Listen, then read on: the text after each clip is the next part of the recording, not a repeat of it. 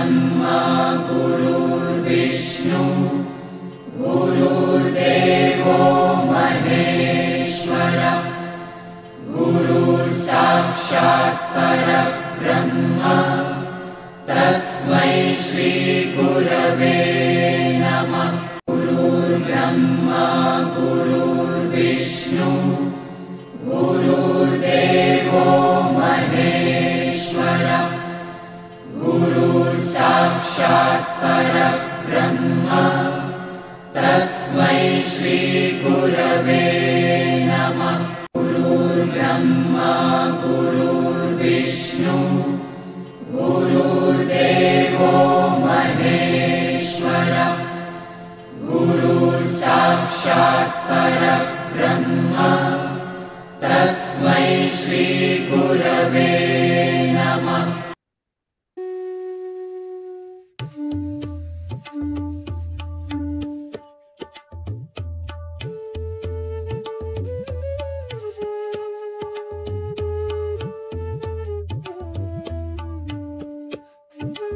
भगवद्गीता ज्ञानेश्वरीच्या आधारे सुरू असलेल्या प्रवचन मालिकेचे शीर्षक अध्यात्म यात्रा असे आहे।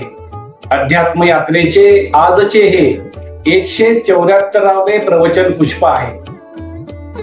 या अध्यात्म यात्रेत सहभागी झालेले माझे सर्व सहप्रवासी साधक बंधू भगिनी आपल्या प्रत्येकाच्या हृदयात सदैव उपस्थित व उपलब्ध असणाऱ्या भगवंतास गुरु तत्वास साष्टांग नमस्कार। ही प्रवचन मालिका भगवान श्रीकृष्ण प्रभू श्री राम संत ज्ञानेश्वर माऊली व सद्गुरु श्री ब्रह्मचैतन्य गोंदवलेकर महाराजांच्या कृपेने इच्छेने आधाराने आशीर्वादाने व फक्त त्या सर्वांच्याच कर्तृत्वाने सुरू आहे। आपण भगवद्गीता ज्ञानेश्वरीचा 18वा अध्याय मोक्ष संन्यास योग याचे अध्ययन रूपी श्रवण करत आहोत। कालच्या 173व्या प्रवचन पुष्पात आपण मनुष्याला लाभलेली सर्वोच्च देणगी कोणती आहे, सर्वोच्च उपलब्धी कोणती आहे, त्या देणगीचा त्या उपलब्धीचा उपयोग करून मनुष्य अंतर्बाह्य आनंदी जीवन कसे जगू शकतो याचे श्रवण केले। आजच्या 174व्या प्रवचन पुष्पात आपण मनुष्याचे जीवन कशाने परिपूर्ण होते, मनुष्य कसा परिपूर्ण यशस्वी जीवन जगू शकतो, त्याचा नियम कोणता आहे हे आपण आजच्या या प्रवचन पुष्पात समजून घेणार आहोत।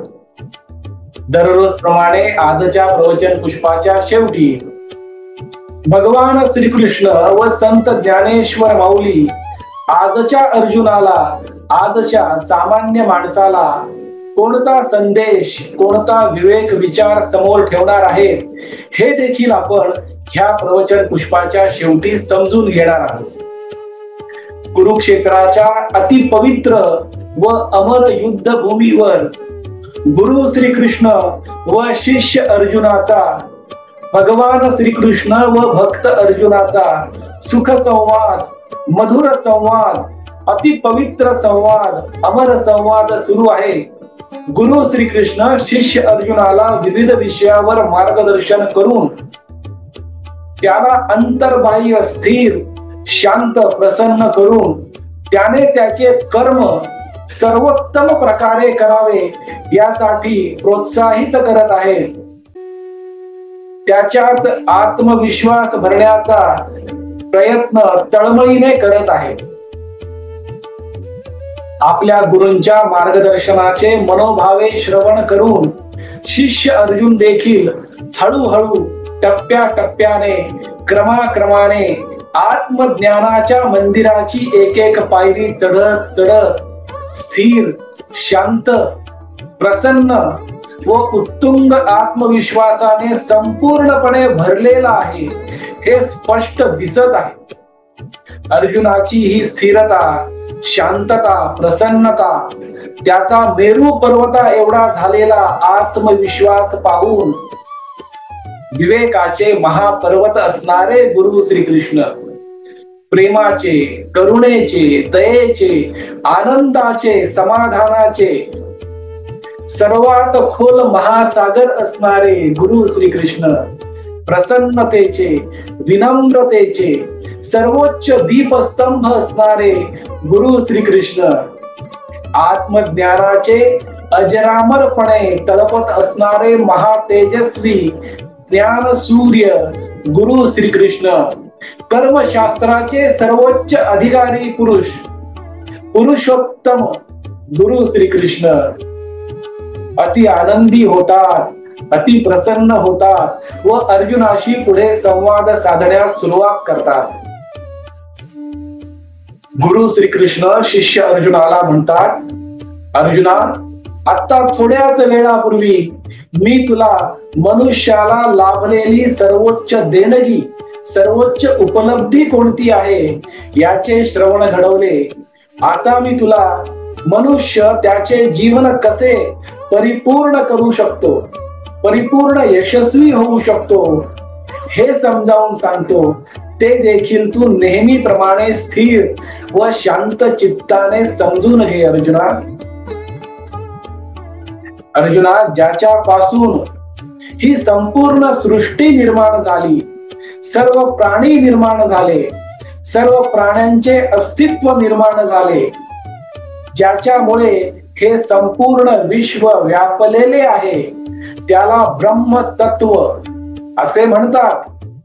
तेच ते परम तत्व आहे, परमात्मा आहे, तोच तो मी आहे. अर्जुना, माझ्यापासूनच ह्या सर्व विभूती, सर्व प्राणी, सजीव निर्माण झालेले आहेत. अर्जुना,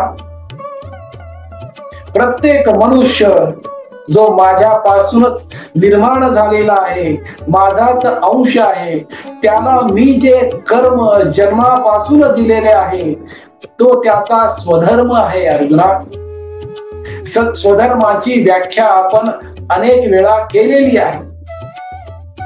मनुष्य त्याला मिळालेले कर्म माझी उपासना समजून, माझी पूजा समजून, माझ्यासाठी केलेली प्रार्थना समजून जेव्हा प्रत्येक कर्म करतो, तेव्हा तोच मनुष्य त्याच्या जीवनाची सर्वोच्च परिपूर्णता प्राप्त करू शकतो. अर्जुना, प्रत्येक मनुष्याला जन्मजात गुण दिलेले आहेत. त्या गुणांच्या आधारेच त्याचा स्वभाव बनतो आणि त्याच्या स्वभावाच्या आधारेच प्रत्येक मनुष्य त्याचे कर्म करत असतो. देहधारी मनुष्याला परिपूर्णता प्राप्त करण्यासाठी त्याला मिळालेले कर्म त्याने सर्वोत्तम प्रकारे केले तर तीच माझी उपासना, पूजा, प्रार्थना आणि तेच माझे नामस्मरण ठरते. अर्जुना, स्वधर्म म्हणजे मनुष्याला मिळालेले जन्मापासूनचे गुण, त्यावर बनलेला त्याचा स्वभाव आणि त्याच्या आधारित त्याने स्वीकारलेले कर्म म्हणजे त्याचे स्वधर्म बनते. अर्जुना, जो मनुष्य त्याचे स्वधर्म, त्याचे कर्तव्य कर्म समजून प्रामाणिकतेने, शुद्धतेने, चैतन्याच्या शुद्धी करता कर्म करतो, तो मनुष्य उन्नत अवस्थेला पोहोचतो आणि तोच मनुष्य जीवनाची परिपूर्णता प्राप्त करू शकतो आणि त्याचे जीवन अंतर्बाह्य, आनंदी, स्थिर, समाधानी आणि यशस्वी ठरते. अर्जुना, जो मनुष्य त्याला मिळालेले कर्म भक्तीने करतो तीच माझी पूजा, उपासना ठरते. प्रत्येक मनुष्याने त्याचे कर्म श्रद्धेने, दृढ निश्चयाने, दृढ विश्वासाने आणि भक्तीने करणे हेच मला अपेक्षित आहे. अर्जुना, जो मनुष्य कर्मात प्रामाणिकता, शुद्धता, पवित्रता दाखवतो तीच माझी उपासना आहे. अर्जुना, आणि तोच मनुष्य परिपूर्ण यशस्वी जीवन जगू शकतो. अशा मनुष्याला सिद्धी प्राप्त झालेली आहे असे तू नक्की जाण. अर्जुना, अर्जुना, सिद्धी या शब्दाचा अर्थ म्हणजे चमत्कार, जादू असा नव्हे, तर मनुष्याची परिपूर्ण क्षमता त्याला प्राप्त झालेली आहे, हा त्याचा अर्थ आहे. मनुष्यामध्ये असलेली अमर्याद क्षमता, आध्यात्मिक क्षमता त्याला प्राप्त झालेली आहे, म्हणजेच त्या मनुष्याला सिद्धी प्राप्त झालेली आहे. अर्जुना, जो मनुष्य स्वतःच्या इच्छाबद्दल अनासक्त असतो,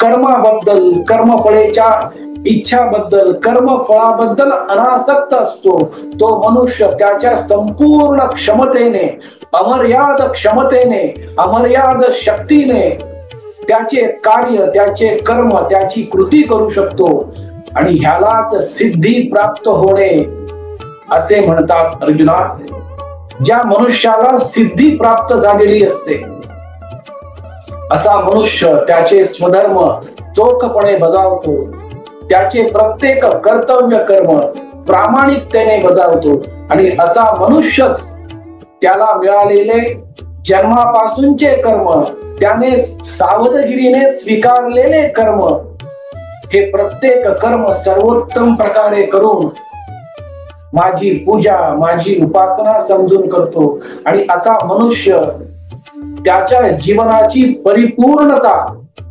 निर्माण करू शकतो. तोच परिपूर्ण, आनंदी, स्थिर, शांत, समाधानी, विवेकी, विनम्र, प्रसन्न, निरोगी जीवन जगून परिपूर्ण यशस्वी जीवन जगणारा हाच तो मनुष्य असतो. अर्जुना, हे एका उदाहरणाद्वारे समजून घे. हे उदाहरण अत्यंत अनमोल आहे. अर्जुना, प्राचीन काळी एक फार मोठे ऋषी होऊन गेले. त्या ऋषींचे नाव होते जाजली. त्या ऋषीने अत्यंत कठोर परिश्रम करून तपश्चर्या केली. अगदी गतिहीन राहिले. एकाच ठिकाणी अनेक दशके बसून त्यांनी तपश्चर्या केली. घर, दार, कुटुंब, समाज या सर्वांचा त्याग केला. त्यांनी इतकी तपश्चर्या केली की त्यांच्या केसामध्ये पक्ष्यांनी घरटे बांधले होते. इतके कठोर परिश्रम करून त्यांनी सिद्धी प्राप्त केली. त्यांनी त्यांच्या इच्छावर अनासक्ती निर्माण केली, विजय मिळवला. त्यांना आध्यात्मिक क्षमता प्राप्त झाली आणि त्यांना असा विश्वास निर्माण झाला, असे त्यांना वाटू लागले की ते अत्यंत सद्गुणी झाले आहेत. त्यांना सर्व सिद्धी प्राप्त झाली आहे आणि त्यांना आता जीवनाची परिपूर्णता लाभली आहे असे त्यांना वाटत होते. तेवढ्यात एक स्वर्गीय आकाशवाणी झाली. त्या आकाशवाणीमधून त्यांना एक सूचना मिळाली की तुझ्यापेक्षा एक सांसारिक कसाई याने जास्त सिद्धी प्राप्त केलेली आहे जाजली. त्यामुळे तू त्याला जाऊन भेट आणि समजून घे की एक सांसारिक कसाई, मांस विकणारा मनुष्य कशा प्रकारे त्याने सिद्धी प्राप्त केली आहे आणि ती पेक्षा तुझ्यापेक्षा जास्त सिद्धी कोणतीही तपश्चर्या न करता, कोणतीही तपस्या न करता त्याने सिद्धी कशी प्राप्त केली आहे. जाजली, तू समजून घे. जाजली या स्वर्गीय आकाशवाणीने थक्क झाला, आश्चर्यचकित झाला. त्याला असे वाटले की माझ्या एवढे कठोर तपस्या करणारा मनुष्य एवढी सिद्धी प्राप्त करतोय, तर एक सांसारिक मनुष्य कशा प्रकारची एवढ्या सहज सिद्धी प्राप्त करत आहे हे जरा जाऊन पाहावे. म्हणून तो ज्या ठिकाणी तो कसाई, ज्याचे नाव धर्मव्याध, त्या धर्मव्याध कसाईकडे गेला. तो ज्या ठिकाणी त्याचे दुकान होते तिथे गेला. धर्मव्याध कसाई मांस विकत होता. त्या ठिकाणी हे ऋषी गेले. तेव्हा त्या धर्मव्याधाला ऋषीने सांगितले, जाजरीने सांगितले की मला असे कळाले आहे की तुम्ही माझ्यापेक्षाही जास्त सिद्धी प्राप्त केली आहे, आध्यात्मिक क्षमता प्राप्त केली आहे, तुमच्या जीवनाची परिपूर्णता तुमच्या घरात राहूनच केली आहे. ती कशी केली हे जरा मला सांगा. तेव्हा त्या धर्मव्याध कसाईने त्या ऋषी जाजरीला बसायला सांगितले, त्यांना वाट पाहायला सांगितले, त्यांना अशी विनंती केली नम्रपूर्वक की अहो ऋषी, तुम्ही थोडा वेळ वाट पहा. मी माझ्या ग्राहकांना मांस विकत आहे. ग्राहकाबद्दलची ही त्याची प्रामाणिकता, त्याची काळजी पाहून ऋषींना आश्चर्य वाटले. त्याच्या दुकानातील मांस विकण्याचे कर्म संपल्यानंतर अगदी शुद्ध होऊन आंघोळ करून त्या ऋषी जाजलीला त्याने त्याच्या घरी नेले.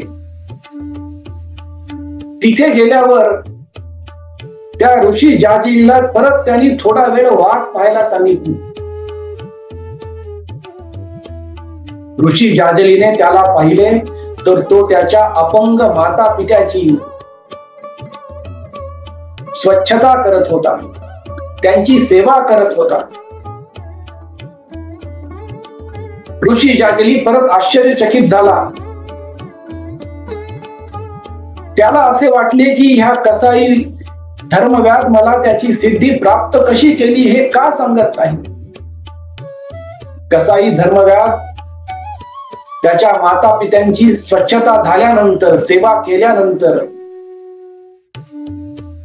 त्या ऋषीकडे गेला आणि म्हणाला की अहो महामुनी, अहो ऋषी, अहो तपस्वी, मी तुम्हाला वाट पाहण्यास सांगितले त्याबद्दल मला क्षमा करा. तुम्ही जे म्हणत आहात की मला सिद्धी प्राप्त झाली आहे याची मला काहीही जाण नाही, हे मला काहीही माहित नाही. तुम्ही म्हणताय की मला आध्यात्मिक क्षमता प्राप्त झालेली आहे, हे मला काहीही माहित नाही. मी फक्त माझे कर्म मन लावून करतो, प्रामाणिकपणे करतो.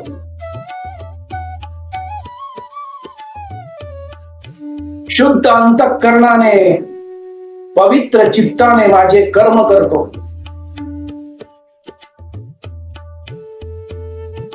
मी कसायाच्या घरात जन्माला आलेलो आहे, पण मी मांस खात नाही. मांस विकणे हे माझे कर्म आहे, ते माझ्या ग्राहकांना आवडते म्हणून मी विकतो.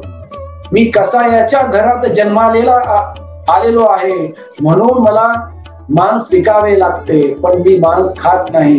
पण ते विकताना मात्र माझे मन प्रामाणिक, शुद्ध, पवित्र असते. माझे आई वडील, माझे माता पिता जन्मापासून अपंग आहेत, तरी देखील त्यांनी मला जन्माला घातले.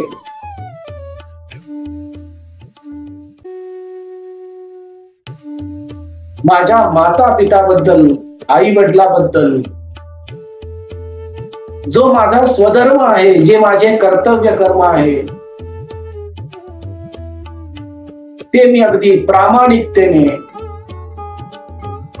पवित्र मनाने, शुद्ध अंतःकरणाने, मनोभावे माझ्या आई वडिलांची सेवा करतो.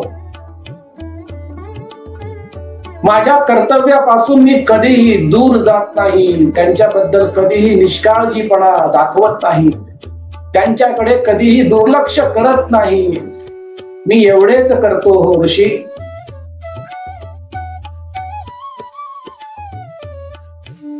हे सर्व ऐकल्यानंतर ऋषी जाजलीला आत्मसाक्षात्कार झाला आणि त्यांना हे कळले की मनुष्याला जन्मापासून मिळालेले कर्म जन्मजात गुणांच्या आधारे स्वभावाच्या आधारे जे कर्म मनुष्य करतो तेच त्याचा स्वधर्म असतो. त्याचे विहित कर्तव्य कर्म जे वेगवेगळ्या ठिकाणी वेगवेगळ्या परिस्थितीनुसार बदलू शकते ते कर्म जो मनुष्य भगवंताची पूजा, भगवंताची उपासना, अर्चना, सेवा म्हणून करतो तोच मनुष्य त्याच्या जीवनाची परिपूर्णता निर्माण करू शकतो. अंतर्बाह्य स्थिर, शांत, समाधानी आणि यशस्वी होऊ शकतो. हे त्या ऋषी जाजलीला आत्मसाक्षात्कार झाला. तिथून ते थेट निघाले, घरी गेले.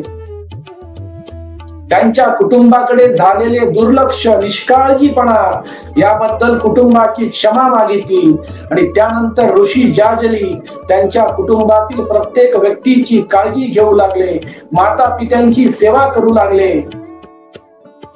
त्यांचा जो व्यवसाय होता ज्ञान केंद्रित कर्म करणे, इतरांना ज्ञान प्रदान करू लागले. हे प्रत्येक कर्म ऋषी जाजली त्यांचे विहित कर्म स्वधर्म समजून त्यांनी केले आणि त्यांचेही जीवन परिपूर्ण यशस्वी झाले. कोणता मनुष्य कोणत्या कुटुंबामध्ये, मनुष्याच्या कोणत्या समूहामध्ये म्हणजे समाजामध्ये जन्माला येईल, त्याला जन्मापासून कोणत्या प्रकारचे कर्म मिळेल त्या हे मनुष्याच्या हातात नाही. अर्जुना, मनुष्याला ज्ञान केंद्रित कर्म जन्मापासून मिळू शकते. रक्षण केंद्रित, सत्ता केंद्रित कर्म म्हणजे क्षत्रियांचे कर्म मिळू शकते. सेवा केंद्रित कर्म जन्मापासून मिळू शकते. संपत्ती आणि व्यवसाय केंद्रित कर्म जन्मापासून मिळू शकते. हे जन्मापासून मिळालेले कर्म आणि जन्म झाल्यानंतर त्याने सावधगिरीने, सावधानतेने निवडलेले कर्म, कौटुंबिक कर्म, उदरनिर्वाहासाठी निवडलेले कर्म, सामाजिक कर्म, आध्यात्मिक कर्म, जे जे कर्म मनुष्य निवडतो आणि जन्मापासून मिळतात ते प्रत्येक कर्म जो मनुष्य प्रामाणिकतेने करतो,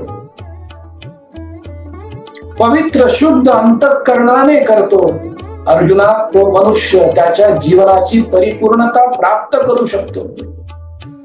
हे प्रत्येक कर्म मनुष्य माझी उपासना, माझी पूजा, माझी सेवा, माझी प्रार्थना समजून करतो. तो मनुष्य प्रत्येक कर्मात मला पाहू शकतो. अर्जुना, त्याच्या कर्माबद्दलची त्याची निष्ठा, त्याची एकरूपता,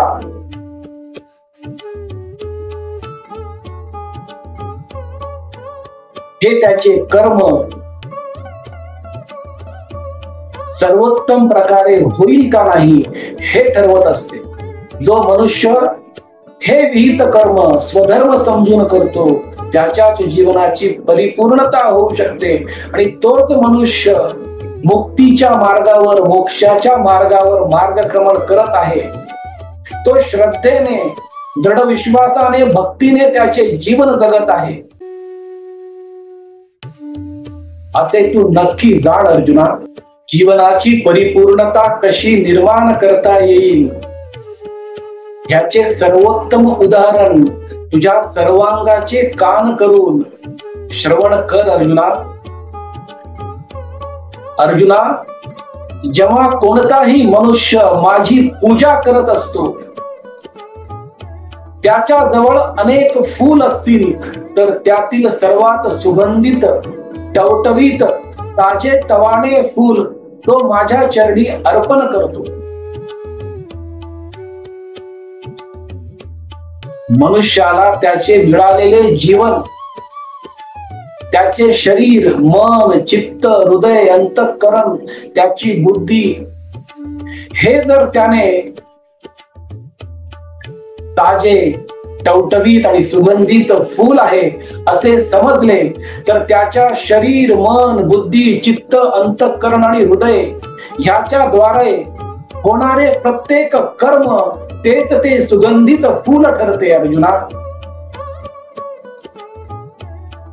मनुष्याच्या शरीराद्वारे, मनाद्वारे, विचारांद्वारे, उच्चाराद्वारे, वाणीद्वारे होणारे प्रत्येक कर्म हे मनुष्याने त्याच सुगंधित टवटवीत ताजेतवान्या फुलाप्रमाणे करावे अर्जुना.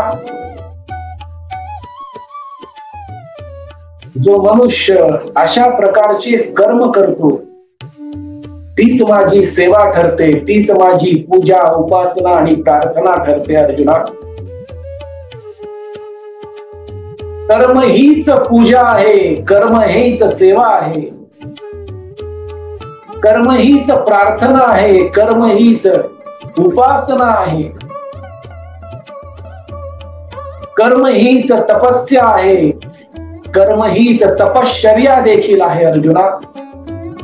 अशी ज्याची श्रद्धा असते, दृढ विश्वास असतो, तो मनुष्य त्याच्या जीवनातील प्रत्येक कर्म, विहित कर्म, कर्तव्य कर्म, स्वधर्म, कौटुंबिक कर्म, व्यवहाराचे कर्म, उदरनिर्वाहासाठी केले जाणारे कर्म, हे प्रत्येक कर्म पूजा समजून करतो अर्जुना, उपासना प्रार्थना समजून करतो. आणि तो मनुष्य चेतनेच्या सर्वोच्च शुद्ध उन्नत अवस्थेमध्ये जाऊन कर्म करत असतो आणि स्वतःच्या अमर्याद क्षमतेला जाणतो. स्वतःच्या अमर्याद क्षमतेचा उपयोग कर्म सर्वोत्तम प्रकारे करून ते कर्म करणारा कर्ता आणि त्यातून निर्माण होणारे कर्मफळ हे तिन्ही कर्ता, कर्म आणि कर्मफळ हे सर्व काही माझी सेवा समजून माझ्या चरणी अर्पण करतो अर्जुना. आणि तोच मनुष्य माझ्याशी एकरूप झालेला असतो. नवे नवे अशा मनुष्याशी एकरूप होण्यासाठी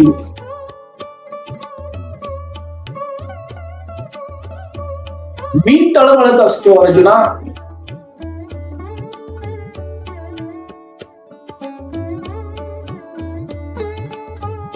कारण तो माझा परमभक्त असतो, तो माझा परमशिष्य असतो अर्जुना.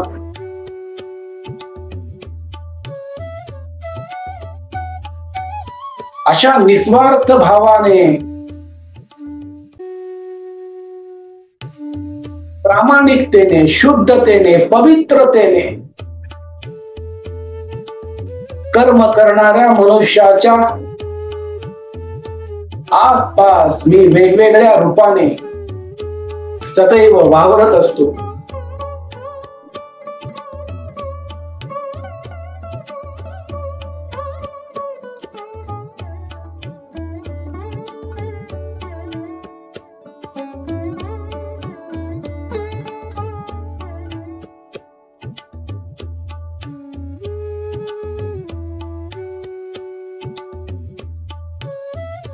कधी मी त्याचा मित्र होतो, कधी मी त्याचा नातलग होतो.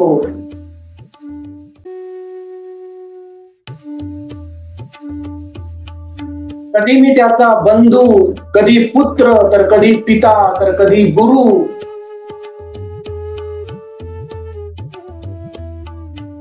अशा वेगवेगळ्या भूमिकामध्ये मी त्याच्या आसपास असतो अर्जुना. कारण त्याचे रक्षण करणे हा माझा स्वधर्म आहे, ते माझे विहित कर्म आहे, ते माझे कर्तव्य कर्म आहे अर्जुना. आणि म्हणून तर मी तुझ्या मागे मागे या कुरुक्षेत्राच्या रणांगणापर्यंत तुला योग्य दिशेने मार्गदर्शन करण्यासाठी, तुझ्या कर्तव्य कर्माची परत एकदा जाणीव करून देण्यासाठी, तुझे रक्षण करण्यासाठी, तुझा सेवक म्हणून, तुझा सारथी म्हणून ह्या कुरुक्षेत्राच्या रणांगणावर उपस्थित आहे अर्जुना. अर्जुना, नेहमीच तू तुझ्या स्वधर्माचे, विहित कर्माचे, कर्तव्य कर्माचे पालन करत आलेला आहेस. या कुरुक्षेत्राच्या रणांगणावर युद्ध कर्म सर्वोत्तम प्रकारे करणे हे तुझे विहित कर्तव्य आहे.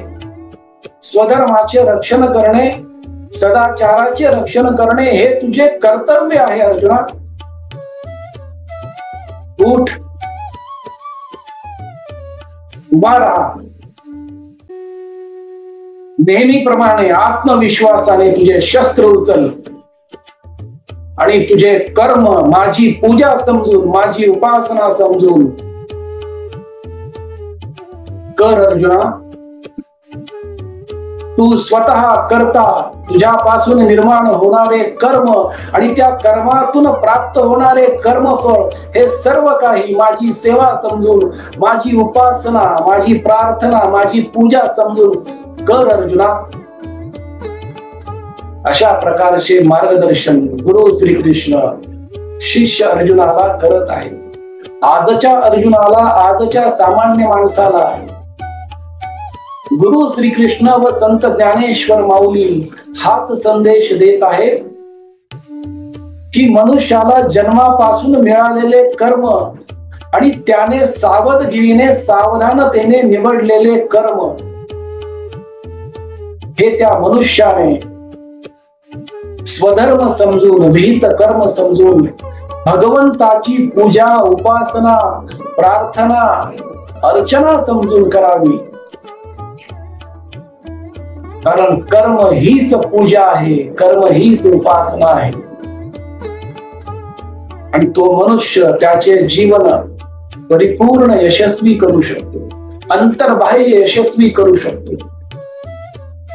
अंतर्बाह्य स्थिर, शांत, प्रसन्न, आनंदी, समाधानी, विवेकी, विनम्र, शारीरिक दृष्ट्या निरोगी आणि भौतिक सुखसोयी युक्त सुद्धा करू शकतो. अशा प्रकारचे आश्वासन हमी गुरु श्रीकृष्ण व संत ज्ञानेश्वर माऊली आजच्या अर्जुनाला देत आहेत. आपण भगवद्गीता ज्ञानेश्वरीचा शेवटचा अध्याय मोक्ष संन्यास योग याचे अध्ययन रूपी श्रवण करत आहोत. उद्याच्या 175व्या प्रवचन पुष्पात मनुष्याने जन्मजात कर्तव्य कर्म का सोडू नये याचे अध्ययन रूपी श्रवण करणार आहोत. आज परत एकदा आपण सर्वांनी वाणी सेवा करण्याची संधी व सौभाग्य दिले त्याबद्दल आपला आजन्म ऋणी व कृतज्ञ राहील. आजची झालेली वाणी सेवा भगवान श्रीकृष्ण, प्रभू श्रीराम व संत ज्ञानेश्वर माऊलींच्या चरणी, सद्गुरु श्री ब्रह्मचैतन्य गोंदवलेकर महाराजांच्या पवित्र पादुकावर व आई वडिलांच्या चरण कमलावर मनोभावे अर्पण करूयात.